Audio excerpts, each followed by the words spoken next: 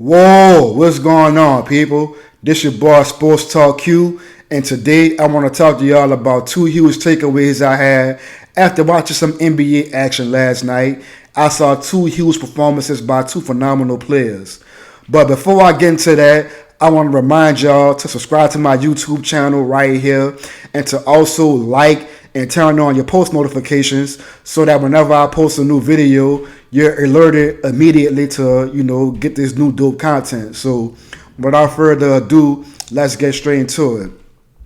One of the first games I watched last night, one of the games that kept my attention at least, was the Washington Wizards against the Indiana Pacers. Of course, you have all NBA player Russell Westbrook, who's a triple-double machine, and while regarded as one of the best players in the NBA, he decided to go for a triple-double last night again. But not only did he do that, he decided to make NBA history in the process. He became the first player in NBA history to record a triple-double while also recording at least 20 assists and 20 rebounds. Yeah, you heard that right. Brody went for 20 rebounds and 20 assists. He finished the game with 14 points, 21 rebounds, and 24 assists. That's just crazy, dude. Like he just went bonkers. Dude just really a machine. I feel like he has a powerful mentality and a point guard's body. And again, I'm showing y'all highlights right now. But yeah, dude just went crazy. So after the game, his head coach Scott Brooks had this to say. I used to always say he's going to probably go down as the third best point guard ever. But I think he's past one, and he's going to go down as probably the second best.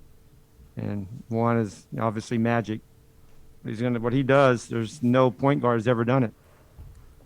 Nobody.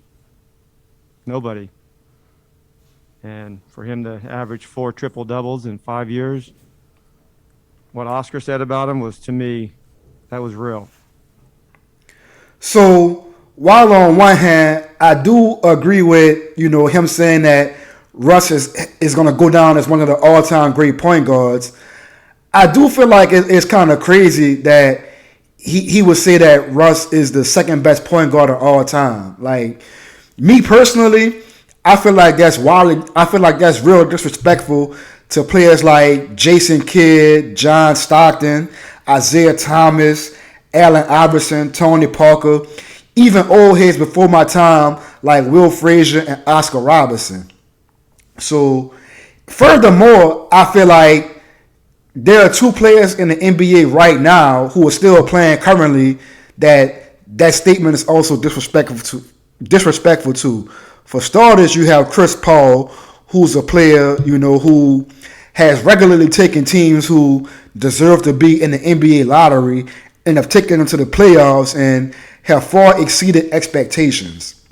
Now, that's not to say that Russell Westbrook doesn't kind of do the same thing, because the Washington Wizards, while they're below 500, they have a record of 30 and 35. Right now, they're in 10th place in the Eastern Conference, which under the current guidelines, the 7 through 10 seed, they have this play-in tournament to where, anybody could get knocked off and get in the playoffs. But I say all that to say, players before him have been doing the same thing and have been doing more with less. And that leads me to segue into my next huge point to where, there's also one more player who's currently in the NBA that I feel like Scott Brooks' statement was disrespectful towards, and that's Steph Curry. Steph Curry has been lighting it up lately, and Steph Curry had a hell of a night last night as well. So last night, they played against my New Orleans Pelicans, and Steph decided he wanted to go for a 40-piece. So he ended the game with 41 points. He had 8 assists and 4 rebounds, and of course, the Golden State Warriors, they're plagued by injuries right now. So no disrespect to Draymond Green, but for the most part, that team is Steph Curry and a bunch of scrubs for the most part. I don't want, again, no diss to Draymond Green or Andrew Wiggins, but that team is just really not a good team without Steph Curry. And without him playing, they would for sure be a top 5 lottery pick. So, again, like I said last night, he went for a 40 piece. He torched the Pelicans, and right now they're also in the 10th seed in the West, and he has them above 500, and he single-handedly has them in playoff contention by itself. For the better part of the season, he's put that team on his shoulder and has had them in playoff contention, and he deserves to be in the MVP race, all alone, all by himself.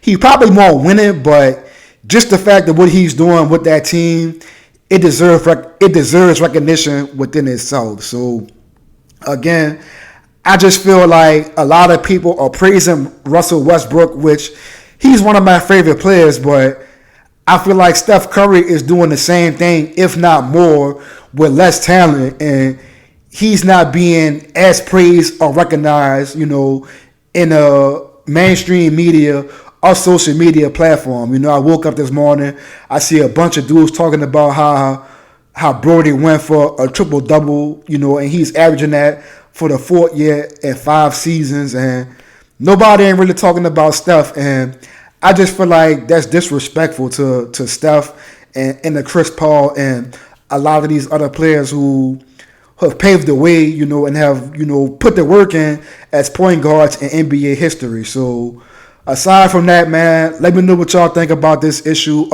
about this topic.